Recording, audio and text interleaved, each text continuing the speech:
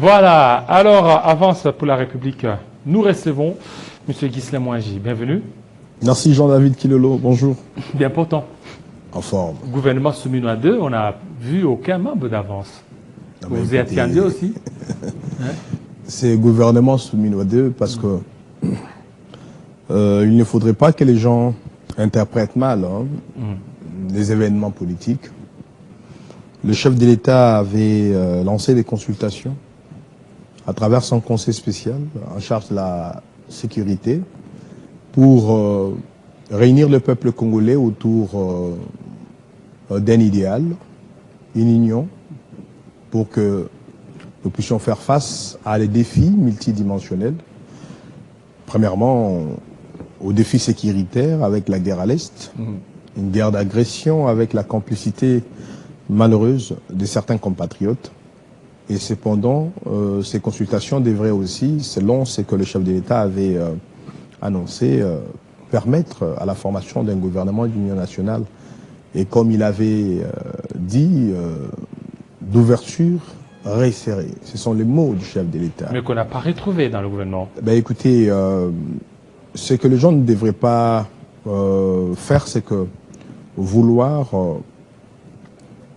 entamer l'autorité du chef de l'État, qui est une institution, la première institution du pays, qui est la seule à juger de l'urgence et de la nécessité d'une équipe gouvernementale, des échéances politiques, des consultations, des dialogues ou des rapprochements d'ouverture ou de pouvoir programmer son calendrier selon qu'il l'a jugé avec ses services et avec son autorité. Et à ce point de vue, je crois qu'aujourd'hui, le gouvernement est dit Souminois 2. Si vous regardez sa configuration ou sa réconfiguration, c'est presque la même équipe. Ça veut dire les mêmes forces l'ayant constitué, notamment le poids parlementaire, les alliés politiques et quelques 2-3 personnes qui n'étaient pas dans cette composition. Donc à ces jours, nous sommes dans un cadre du gouvernement Souminois 2 qui ne pouvait pas forcément être celui d'ouverture ou d'union nationale. Ce qu'il faut se dire, c'est un gouvernement Souminois 2, c'est un gouvernement de l'Union sacrée. Avant sa sortie, vous avez vu l'Union sacrée se réunir encore autour du chef de l'État. Il faudrait rester dans cette logique, mais sans vouloir ici mettre en avant la cupidité ou carrément l'avidité du pouvoir des acteurs politiques que nous sommes. Malheureusement, nous ne sommes pas, surtout Avance, nous ne sommes pas dans cette posture-là. Nous avons engagé un front républicain, patriotique, qui devrait soutenir les chefs de l'État au regard des défis multiformes auxquels le pays fait face. Voilà, le gouvernement tel qu'il est là, la sortie du gouvernement, est-ce que ça ne va pas retarder la tenue d'un possible dialogue? Bien, écoutez, déjà il y a un problème, c'est que de l'urgence et de la nécessité. Ça reviendra au chef de l'État. Ce sont les prérogatives du chef de l'État. Il faudrait ici que toute entité, toute organisation, qu'elle soit politicienne, religieuse ou belligérante, puisse se limiter à un certain niveau de ses revendications ou de ses exigences pour dire, écoutez, il faut saluer le périple de religieux, qu'ils soient catholiques, musulmans ou églises de réveil, les efforts qu'ils ont fournis pour rapprocher différents acteurs au conflit ou bien au front militaire, tout comme aux contestations politiques. Il faut saluer cela, c'est bien. Tout comme il convient de saluer l'ouverture du chef de l'État à travers les consultations menées par le professeur Ebérand Kolongele. Et cependant, de l'urgence maintenant, de la convocation au dialogue, de l'opportunité, cela revient au chef de l'État, parce que c'est lui qui a le pouvoir d'ordonnancer la vie de notre État, de lui trouver des solutions. Aujourd'hui, en ce qui concerne la crise sécuritaire, le chef de l'État a engagé notre pays sur une voie de résolution de conflits armés ou de crises sécuritaires à l'échelon international avec beaucoup de responsabilités, avec beaucoup de tact, et aussi avec beaucoup de prudence. À travers le processus mené à Washington, il est parvenu à un accord avec les Rwandais, ce qui aujourd'hui invite le Congo et le Rwanda à se comporter vis-à-vis des engagements pris sous la médiation américaine. Vous avez vu récemment être tenue la première séance de mécanisme de suivi, d'application de l'accord. Et en même temps aussi, en ce qui concerne les belligérants, principalement M23 AFC, il y a les processus de Doha en cours qui a déjà obtenu l'accord de principe. Et certainement d'autres rendez-vous auront lieu. Ça veut dire qu'en ce qui concerne la crise sécuritaire, elle a déjà une voie de résolution, et je trouve la plus importante, parce que pour avance, la crise n'est pas qu'endogène, elle est d'abord exogène.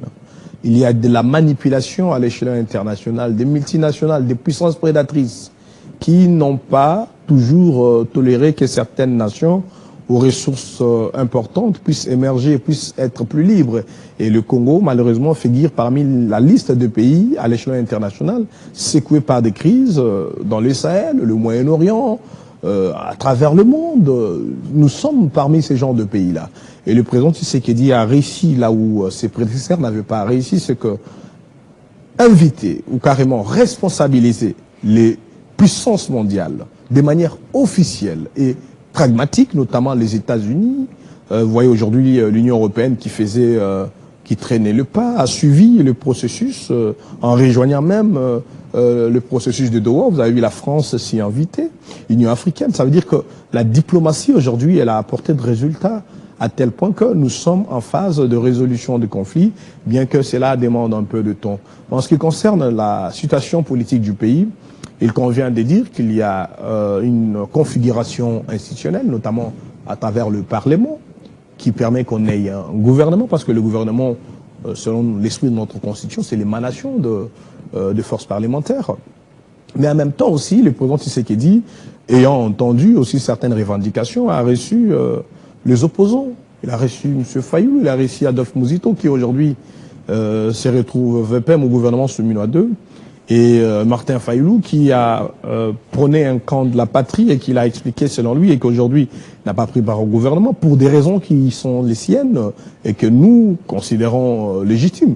Mais nous pensons que ce qui est tout à fait important, c'est que la nation ne pourrait pas aujourd'hui se laisser être traînée par les chantages ou les marchandages des acteurs politiques aujourd'hui définis par leurs propres intérêts ou leurs propres besoins d'accéder soit au pouvoir ou soit à un groupe belligérant déterminé à en finir avec le président Tshisekedi, parce que à entendre certaines revendications au début du processus de Doha, c'était que nous ne voulons pas de Tshisekedi au pouvoir, nous voudrions tester un fédéralisme pour quelque temps. Donc ça veut dire qu'ici, le président Tshisekedi a fait face à des grands défis, et qu'en ce qui concerne la gouvernance, il est dans un schéma qui est le sien, et que nous sommes dit de soutenir, et en même temps, en ce qui concerne la crise sécuritaire, il est suffisamment engagé à la résoudre, et nous croyons qu'elle sera résolue. Parce que tout à l'heure, vous parlez de Doha. Parlons-en. Doha, c'est prévu la reprise de pourparlers le 8. Ça n'a pas été. C'était un raté. Jusque-là, nous sommes encore dans des spéculations, dans des expectatives. On ne sait pas où est-ce que le pourparlers peuvent certainement aboutir. Nous sommes encore dans l'incertitude. On ne va pas donner aux acteurs politiques, qu'ils soient analystes, opposants ou pro-pouvoir, le pouvoir divin. Parce qu'il n'y a que Dieu qui sait ce qu'adviendra notre pays. Alors c'est quoi ces blocages? Le blocage, je ne suis pas dans les secrets de négociation, mais par rapport aux informations et déclarations des différents camps, j'ai entendu les M23 dire qu'ils n'ont pas reçu d'invitation, ou les uns et les autres, mais c'était des rendez-vous pris avec des délais. Mais en vrai, c'est ce qu'il faut dire ici, en tant que Congolais, nos compatriotes qui sont aujourd'hui dans la belligérance ne sont pas très favorables au processus de Doha, parce qu'ils savent que, à ce point de vue, le président Tshisekedi est parti en position de supériorité.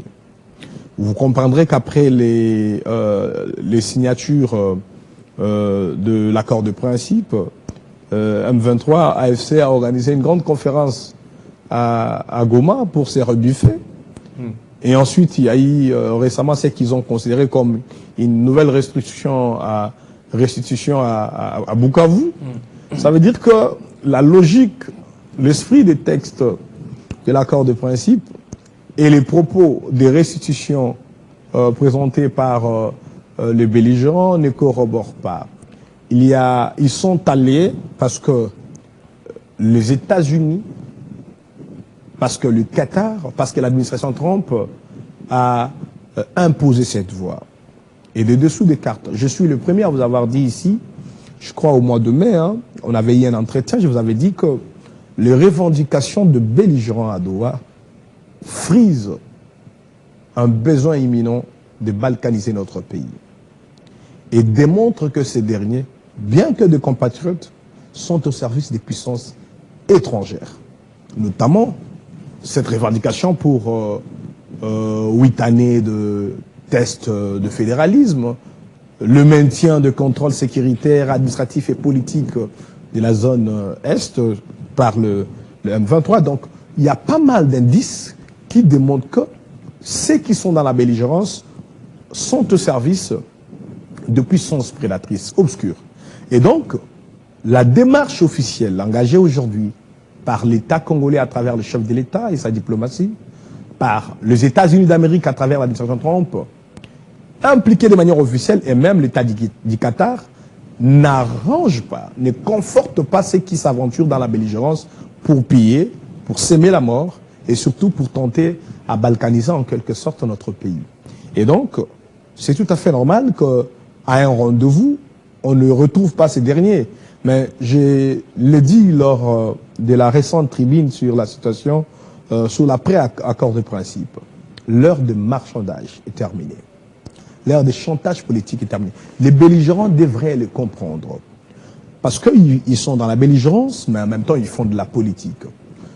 La démarche aujourd'hui engagée par le président Tshisekedi avec son homologue Donald Trump, l'implication des États-Unis d'Amérique et l'État du Doha démontre clairement que... Est-ce que c'est sincère? Parce que Doha vient de signer un accord militaire avec le Rwanda. Non mais écoutez, il ne faudrait pas mélanger le deux. Le Rwanda est dans une sorte de supercherie diplomatique, alors que la RDC aujourd'hui est dans une diplomatie agissante. Le gouvernement congolais a réussi à porter haut la voix du Congo, à faire impliquer la grande puissance dans le conflit congolais et à faire signer les acteurs au conflit des actes au niveau international, l'accord de Washington, l'accord de principe à Doha, pour que nous puissions être engagés dans la résolution de conflits. Ce qui a été reconnu, l'intangibilité du territoire, la souveraineté du Congo, la légitimité et la constitutionnalité des autorités congolaises, notamment le chef de l'État, qui était en quelque sorte remis en cause en ce moment. Ça veut dire qu'aujourd'hui déjà, sur le plan de résultats, parce que la diplomatie, c'est un jeu de résultats, mais aussi un processus de rapprochement des camps ou de partis. Et je crois qu'aujourd'hui, le résultat donne raison au président Tshisekedi et à sa diplomatie que grâce à l'implication de ces puissances, le belligérant, quoique sceptique ou carrément déterminé dans un projet sulfuré, ont été obligés de s'approcher. Et un rendez-vous manqué ne veut pas dire qu'ils seront capables de contester la crédibilité des puissances engagées dans ce processus, tout comme de renier les engagements qu'ils ont pris et signés. Alors, maintenant, pourquoi aujourd'hui vous ne tenez pas compte des accords militaires qui ont été signés entre le Rwanda et le Qatar? Alors que le Qatar est médiateur entre la République démocratique du Congo et le Rwanda. C'est que le Qatar risque certainement de ne pas jouer franc jeu. Non, mais je vous dis qu'aujourd'hui, le Rwanda, c'est un pays, comme je dis, il joue dans la supercherie diplomatique. Mais tous les coups sont permis. Mais hein. écoutez-moi, malgré la supercherie, mais tous les coups sont permis. Ben, ils ont signé ces accords. Il y a eu un moment où ils ont commencé des négociations. Peut-être qu'ils les ont accélérées pour jouer de la com et chercher à ce que l'on puisse créer un climat de méfiance vis-à-vis du Qatar et effréner le processus. Déjà, moi je crois que en tant qu'analyste, en tant qu'analyste, en tant qu'acteur avisé, stratège, cette communication autour de l'accord entre l'État du Qatar et le Rwanda a été faite à dessein pour jouer sur les sensibilités des autorités congolaises et en même temps aussi s'aimer de la méfiance dans le chef des autorités congolaises qui aujourd'hui ont fait suffisamment confiance à l'État du Qatar. Mais je connais un peu le monde arabe, je connais comment fonctionne leur culture. Je ne vois pas le Qatar aujourd'hui compromettre sa notoriété internationale qui est reconnue au niveau de l'Occident suite à un accord récemment signé avec le Rwanda. Mais en dehors de ça, il n'y a pas que ça. Il y a plusieurs projets au Rwanda, bien avant le processus de Doha, qui sont des projets entre le Rwanda et le Qatar, notamment la construction des aéroports, des usines. Il y a pas mal des accords précédents ou des partenariats précédents. Mais la communication faite autour du récent accord, je vous dis qu'elle est tactique, elle est diplomatique, elle est faite pour chercher à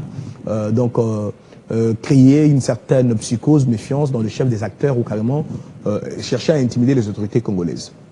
Les États fonctionnent sur base des engagements, sur base des accords, sur base des textes. Et à ce niveau, nous avons l'accord de Washington, nous avons le processus de Doha, et les médiateurs, qu'ils soient américains ou qataris, ont pris des engagements et que je suis sûr qu'à l'échelle internationale, on ne mégote pas de responsabilité politique. Est-ce que vous ne voyez pas qu'il fallait organiser un dialogue en interne au lieu d'aller au niveau du Qatar, alors que la solution allait se retrouver entre Congolais?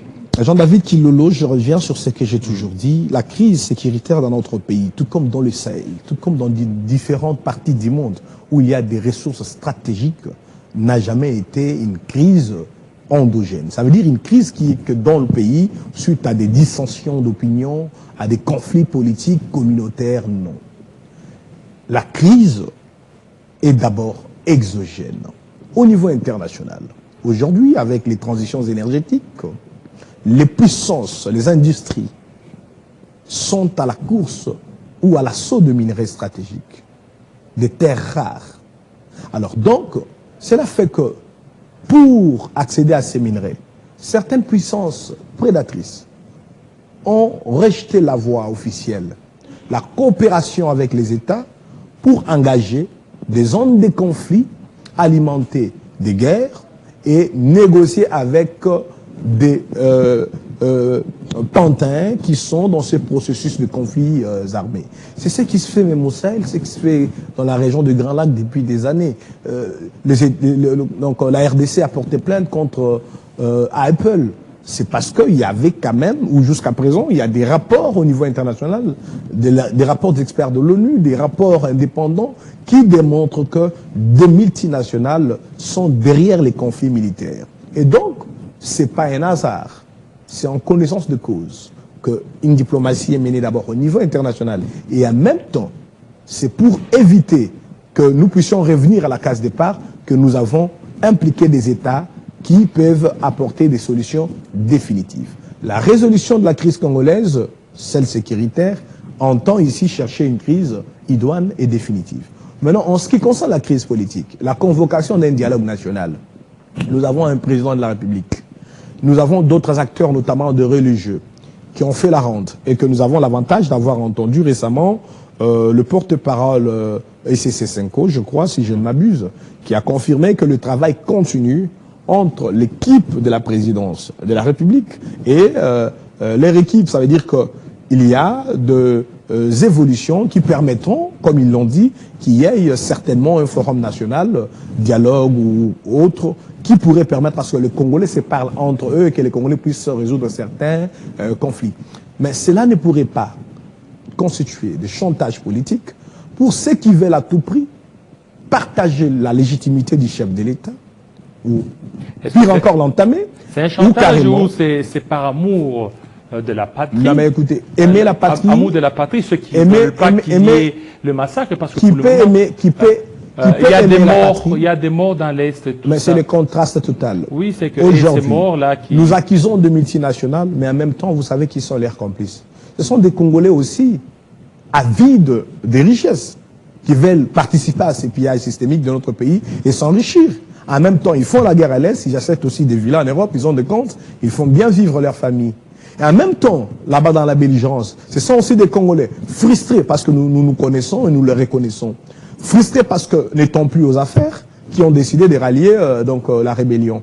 Et comme je ne fais pas des débats subjectifs, je reste dans une conception autant objective. Je vous dis que la résolution de conflits à l'interne est importante et je pense que le chef de l'État, conscient de ses prérogatives et de sa mission au sommet de notre pays, sait poser les actes et il saura le faire parce qu'il a reçu ses cons ASCC, il a reçu Fayoulou. Il le fera en temps réel. Et nous, en tant qu'opérateurs politiques, formation politique, nous sommes aussi impliqués à trouver des solutions, mais tout en restant patriotes et républicains, soutenant le chef de l'État. Mais en ce qui concerne un dialogue, celui qui a la compétence d'en juger l'urgence, la nécessité, et d'en fixer les timings, c'est donc le chef de l'État. Dans aucun pays du monde, Jean-David Kilolo, on a résolu des crises politiques ou sécuritaires en cherchant à contourner l'autorité constitutionnelle du chef de l'État. Prenons le cas, par exemple, des rebelles FARC en Colombie, à l'époque. Les rebelles avaient atteint une certaine dimension. Ils avaient occupé beaucoup de territoires. Mais quand il y a eu la résolution de ces conflits, c'était toujours un président en fonction qui les a appliqués et on a résolu la crise. Prenons le cas au Sri Lanka où la guerre civile avait éclaté à un certain niveau. Mais qui a appliqué les résolutions de conflits? C'est le président en fonction. Ça veut dire que, ici, c'est lui qui reste le garant de tous ces processus, de tous ces désirs, de toutes ces opportunités et échéances politiques. C'est donc le président Tshisekedi que nous pensons que nous aussi, en tant que Congolaises et Congolais, nous continuons à être impliqués de manière objective et positive à ce qu'au moment venu, nous puissions participer à la résolution d'une crise politique dans notre pays. Mais nous pensons qu'aujourd'hui, parce qu'il y a un gouvernement, c'est aussi à ce gouvernement de continuer à matérialiser la vision, les orientations du chef de l'État pour que le pays ne puisse pas louper les grandes échéances qui lui attendent. Vous avez parlé du gouvernement. Du gouvernement, on attendait l'entrée de l'opposition, chose qui n'a pas été faite. Bon, l'entrée de l'opposition, pas seulement, l'entrée des autres acteurs politiques, qui dit gouvernement d'ouverture, hein, comme le chef de l'État l'avait dit, ça veut dire qu'on devrait avoir d'autres acteurs qui ne sont pas forcément de composantes au sein du Parlement, parce que, je vous ai dit, le gouvernement, c'est une émanation du Parlement. La majorité investit un gouvernement qui répond à son obédience et qui correspond à la vision du chef de l'État. Mais les acteurs extra-parlementaires qui peuvent être de l'opposition, de la société civile et le non-aligné. Alors, par exemple, Avance ne pourrait pas se trouver être exclu parce que nous sommes toujours impliqués dans la politique de notre pays et nous représentons dans une dimension non négligeable le suffrage populaire de Congolais qui veulent que le pays puisse avancer, puisse aller de l'avant, qu'il y ait de l'émergence. Nous aurons tous espéré que ces gouvernements puissent être le plus représentatifs, à la fois représentatifs donc des forces parlementaires, représentatifs des forces extra-parlementaires. Mais celui-là, je vous ai dit, c'est un gouvernement soumis à deux de l'Union sacrée. Mais avec le temps, ce qu'il faudrait s'attendre que dialogue ou pas dialogue, il faudrait qu'un gouvernement arrive, qu'il soit le plus représentatif, surtout celui qui reprend des acteurs capables d'apporter un soutien politique au chef de l'État, capable de mobiliser l'opinion en faveur de la politique du chef de l'État, capable aujourd'hui d'engager les jeunes derrière la vision du chef de l'État, capable d'apporter les soutiens à sa dynamique politique. Ce gouvernement, je n'ai pas su personnellement le situer. Il est un gouvernement de technocrates ou il est un gouvernement des politiques? Parce qu'en majeure partie, ceux qui sont dans ce gouvernement, ils sont moins politiques. Franchement, ils sont moins politiques. Du côté technocrate, je n'en reconnais pas assez. Je vois, il y a la première ministre, oui, Adolphe Muzito, il y a Moukoko Samba, il y a celui des finances. Maximum une dizaine de technocrates. Un gouvernement de 53 ministres. Et les 43 autres sont des acteurs aujourd'hui dont soit il faudrait forcément identifier leur appartenance politique. Je ne sais pas vous dire dans ce gouvernement qui sont forcément INC, MLC, PALU, AFDC et consorts. Donc il y a beaucoup à vouloir découvrir dans ce gouvernement, peut-être qu'avec le temps, mais je pense qu'un gouvernement d'ouverture ou d'union nationale devrait être le plus représentatif des forces parlementaires, mais aussi extra-parlementaires que nous sommes. Voilà. Alors, pour terminer, on vous a vu être reçu par Augustin Kabouya. Pourquoi? Ben, nous sommes acteurs politiques. On ne la fait pas seul, la politique. Vous avez fait allégeance à l'UDPS? Bon, la politique d'allégeance elle est une politique propre au royaume. Nous sommes dans la République. Dans la République, il y a l'engagement républicain.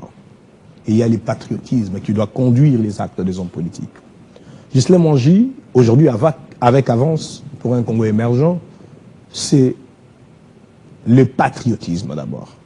C'est l'engagement républicain profond. Et c'est en raison de ces deux valeurs que nous avons choisi de soutenir le président Félix Tshisekedi Tshilombo. Parce que c'est lui aujourd'hui qui a le pouvoir d'ordonnancer la vie de notre pays. Et qui dit soutenir le chef de l'État doit l'approcher. Le chef de l'État n'est pas seulement l'institution président de la République.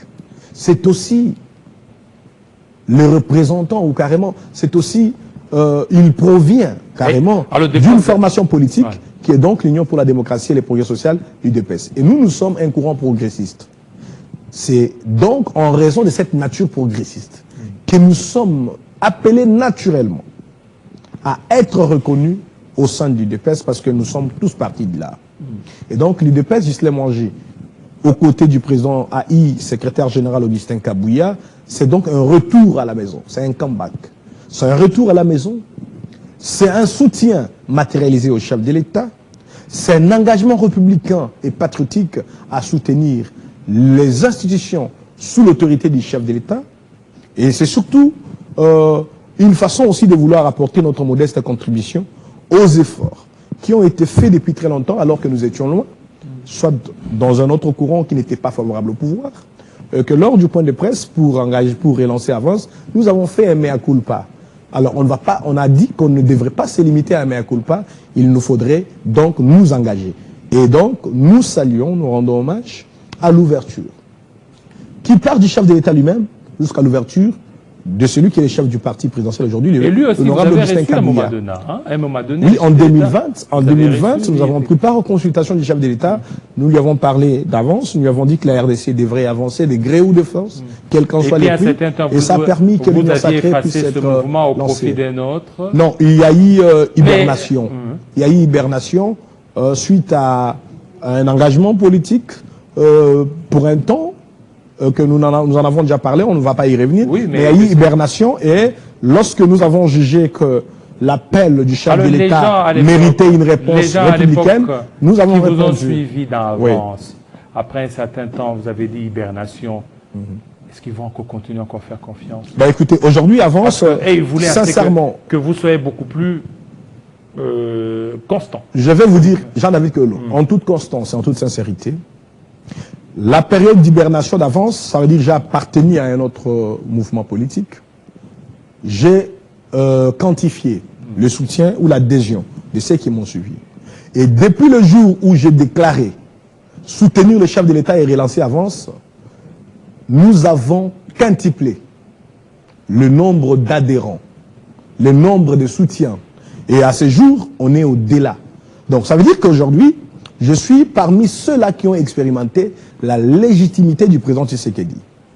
Soutenir le président Tshisekedi aujourd'hui, c'est être dans la ligne, la même ligne que l'aspiration du peuple congolais. Il n'y aura plus d'hibernation. Mais écoutez... parce que là, on voit UDPS. Oui. Est-ce qu'il n'y aura plus d'hibernation? Non, mais Avance est resté engagé, dorénavant engagé pour qu'il n'y ait plus d'hibernation et surtout pour qu'il n'y ait plus de mise en évidence de ce qu'Avance veut comme objectif. Objectif pour Avance, c'est que le Congo émerge, que les institutions soient stables, il y aura plus que le pays soit émergent. À quand l'installation dans d'autres provinces? Nous sommes déjà installés dans d'autres provinces. Nous avons aujourd'hui toutes les fédérations en marche et nous sommes en phase de réviser les textes fondamentaux. Je crois d'ici fin août, il y aura forcément la mise en place de tous les organes nationaux et d'une grande partie des fédérations, même à l'extérieur du pays. Et vous serez invités d'ailleurs pour la mise en place de tous les organes nationaux. Voilà. Derrière nous, oui. On peut se tenir debout. On se tient debout. Jean-David Kilolo. Derrière Avance. Oui, qui est derrière vous? C'est le peuple congolais. Derrière vous. Et avec nous, c'est le chef de l'État. Moi, qui est derrière vous? Le chef de l'État. Non. Derrière nous, c'est le peuple congolais. Avec nous, c'est le chef de l'État, parce que nous avons choisi de les soutenir. Le chef de l'État, il est le père de la nation. Notre soutien et notre retour à la maison, je crois que a été accepté par le chef de l'État. La preuve, oui. La preuve que vous avez des images en témoin. Donc vous êtes de l'UDPS, maintenant... Affilié à l'UDPS. Affilié à l'UDPS, mais avant c'est... C'est un courant politique. C'est un courant politique. Une grande formation politique comme l'UDPS a ce qu'on appelle des associations, ou des mouvements de soutien, des associations, des partis alliés. Et nous sommes un courant politique affilié. Voilà. Affilié à... Voilà. Ok, ça c'est bien. Donc on attend vraiment l'implantation dans d'autres provinces. Le travail est en cours. Télé 50 sera invité si souvent pour que l'opinion soit fixée. Bon, les moyens, ce sont nos membres qui s'efforcent à cotiser. Le pouvoir, l'UDPS ne nous a pas donné quelques... Non, mais écoutez, il faut éviter cette perspective. Hein. Les gens pensent qu'aujourd'hui, la politique, elle est faite dans un certain mercantilisme où on part se vendre au plus offrant. Je peux vous l'affirmer aujourd'hui, les membres d'avance, là où ils sont, ils le savent, que nous avons, d'ailleurs, si vous allez sur notre site, nous avons déjà même fixé les taux de fiches d'adhésion, le taux de participation mensuelle. Ça veut dire que tous les mois, ça fait déjà 2 mois que nous sommes là, nos membres se cotisent et les membres s'impliquent financièrement pour que nous puissions exister et vivre, nous sommes là. Vous ne regrettez pas d'avoir hiberné votre mouvement? Il n'y a pas de regret, je l'avais dit lors de notre récent entretien, il n'y a pas de regret. Il y a eu une expérience politique et aussi cela a permis que nous puissions mûrir l'absolue nécessité d'avoir un courant politique qui puisse mobiliser les Congolais dans une dynamique la plus républicaine et la plus patriotique. Et nous pensons qu'aujourd'hui, le Congo, tout comme la plupart des pays africains, a des besoins nécessaires et surtout imminents d'avoir des formations politiques qui prônent le progrès. Alors s'il suffisait de refaire, accepteriez-vous de vivre le même parcours? Mais écoutez, on ne peut pas changer son passé. C'est un passé mais qui a été instructif, qui a été important pour s'enrichir. On vit avec, mais plutôt pour avancer. Je suis à la tête d'une formation politique qui s'est dit avance pour un Congo émergent. Et donc, il n'y a pas à refaire, il y a à avancer. Alors, voilà. Il y a à avancer. Merci beaucoup. Merci Jean-David Kilolo. Voilà, merci à vous, fidèles téléspectateurs. Merci, vous avez été nombreux à nous suivre depuis 7 heures. Il est pratiquement 10h, 11h moins. C'est à Kinshasa, 12h moins, dans l'est de la République démocratique du Congo. Portez-vous très bien. À très bientôt. Ciao, ciao. Et demain matin.